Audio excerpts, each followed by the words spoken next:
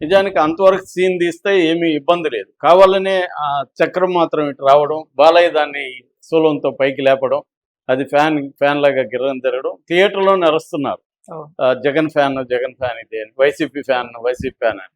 అంటే క్లియర్‌గా అక్కడైతే కావాలని పెట్టినట్టుగానే అర్థమవుతుంది. అక్కడ సీన్‌కి సంబంధం లేదు. ఆయన చెప్పాల్సిన అవసరం ఏమీ లేదు. అంటే జగన్ ఫ్యాన్ ఇలాగా అట్లా 2, 3 చోట్ల విజువల్‌గా జగన్ ఫ్యాన్ లాగా తిప్పడం అనేది అయితే కనబడుతుంది. అంటే ఫ్యాన్‌ని నేను ఇలా ఆడుకుంటానని, ఆ ఫ్యాన్ పోయి మళ్ళీ ఎక్కడో పడిపోవడం. అంటే ఇదొక ఆహ్, జగన్ వైసీపీ సింబల్‌ని కించపరచడం కావచ్చు, లేకపోతే మీ ఫ్యాను బతుకింతే అన్నట్టుగా చూపించడం అనేది ఒకటి కనబడుతుంది.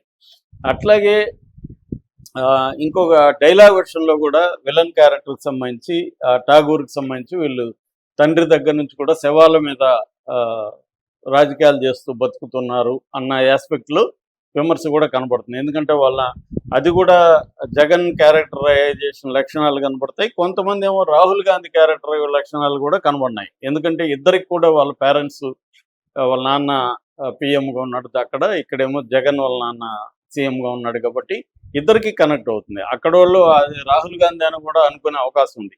అంటే క్లియర్‌గా బాలయ్య సినిమాలో మోడీని ఆహ్, ప్రధానమంత్రి క్యారెక్టర్‌గా చూపియడం అనేది క్లియర్‌గా కనపడుతుంది. కాకపోతే నాకు అనిపించింది మోడీని కూడా చాలా బలహీనమైన అతను ప్రధానమంత్రా, సర్పంచా అన్నట్టుగా ఉంది. అతను ప్రతిసారి నిస్సహాయంగా ఉంటాడు. ఎవడో వస్తాడు అదేంటి కడప కలెక్టర్ కూడా డైరెక్ట్‌గా పీఎం ఆఫీస్‌లోకి వస్తుంటాడు. So, without appointment. సో, అలాగా ఆ ప్రధానమంత్రి చూస్తే అంత చేతగాని ప్రధానమంత్రి ఉంటాడా? ఎవడెవడో వచ్చి చెప్తుంటాడు. ఒకాయన మీరు ప్రెస్ మీట్లు ఇది చెప్పొద్దండి అనేది చెప్పేసి పోతుంటాడు ఒక అధికారి. పిఏ మన మోడీ దగ్గర అలాగే ఎవరన్నా మాట్లాడగలరా? అంత ఇదిగా ఉంటదా? సో, అది ఖచ్చితంగా మోడీని కూడా తక్కువ చేసి చూపించినట్టుగానే చాలామంది కూడా అనుకున్నారు సినిమాలో చూసినోళ్ళు కూడా. అందుకే అది నార్త్‌లో కూడా ఎందుకు ఎక్కలేదంటే ఒకటి ఆహ్, బీజేపీ బ్యాచ్ దాన్ని ఓన్ చేసుకోలేదు. ఇక్కడ కూడా బీజేపీ బ్యాచ్ ఓన్ చేసుకోలేదు. తెలుగుదేశం వాళ్ళు మాత్రమే దీన్ని ఓన్ చేసుకున్నారు తప్ప బీజేపీ వాళ్ళు ఈ సినిమాను ఓన్ చేసుకొని ఆహ్, దీన్ని ప్రచారం అనేది చేయట్లేదు. నిజానికి ఇది బీజేపీకి ఉపయోగపడే ఐడియాలజీ మొత్తం కూడా. అక్కడ కూడా మనకి ఇంకొక ఆస్పెక్ట్ కూడా పొలిటికల్ ఆస్పెక్ట్ కనబడుతుంది. ఎందుకంటే పవన్ కళ్యాణ్‌కి ఏకైక అస్త్రం ఈ మధ్య కాలంలో సనాతన ధర్మం. ఎక్కడ పోయినా దాన్ని సనాతన ధర్మాన్ని పట్టుకొని తిరుగుతున్నాడు.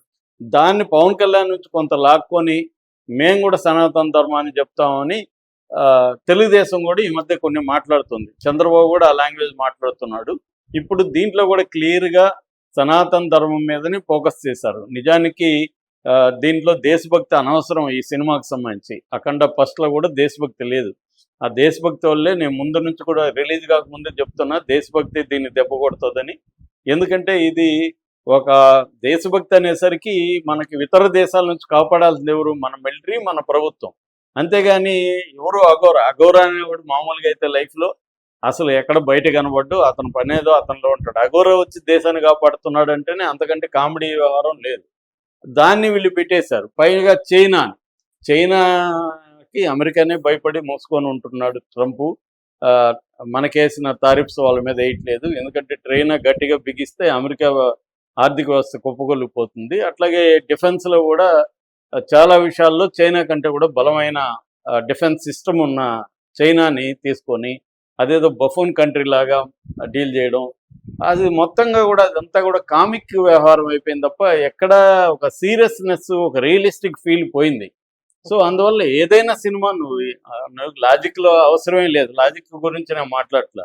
బిలీవబిలిటీ గురించి మాట్లాడుతున్నా. సినిమా అనేది నమ్మించగలగాలి.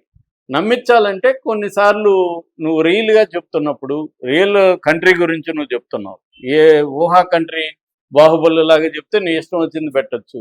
ఒక రియల్ కంట్రీ గురించి చెప్పినప్పుడు జనాలకి దాని మీద నాలెడ్జ్ ఉన్నప్పుడు దాన్ని నువ్వు బిలీవబుల్‌గా చెప్పాలి. ఆ బిలీవబిలిటీ అనేది సినిమాలో కంప్లీట్‌గా మిస్ అయిపోయింది. సో, ఆ రకంగా ఇది కంప్లీట్‌గా ఒక రకంగా చెప్పాలంటే ఇది పొలిటికల్ సినిమానే.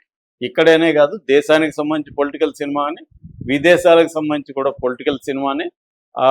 ఆ రకంగా అన్నీ కూడా ఇది మిక్స్చర్‌గా ఉంది. కాకపోతే ఇప్పుడు దీన్ని తెలుగుదేశం వాళ్ళు ఈ ఫ్యాన్‌ది డైలాగులు వాళ్ళు ప్రమోట్ చేసుకుంటూ జగన్ క్యాంటీన్‌కి పెడుతున్నారు. ఇందాకే నేను చూసా ఒక థియేటర్‌లో జగన్ ఒకడే కూర్చొన్నాడు. ఆ, ఒక బాలయ్య అభిమాని గంట ముందే వచ్చి కూర్చొని వెయిట్ చేస్తున్నాడు చూడండి అని పెట్టారు తెలుగుదేశం వాళ్ళు. అంటే జగన్ వచ్చి వెయిట్ చేస్తున్నాడు థియేటర్లో. కాబట్టి ఇక్కడ ఏంటంటే ప్రతిదీ పొలిటికల్లే కాబట్టి అఖండ 2 కూడా జగన్ క్యాంటీగా బాలయ్య పెట్టినట్టుగానే కనబడుతుంది. అదైతే క్లియర్గానే ఉంది. జగన్ని ఇది చేయాలని ఆ ఫ్యాన్ది ఈ కొన్ని డైలాగులు పెట్టారు.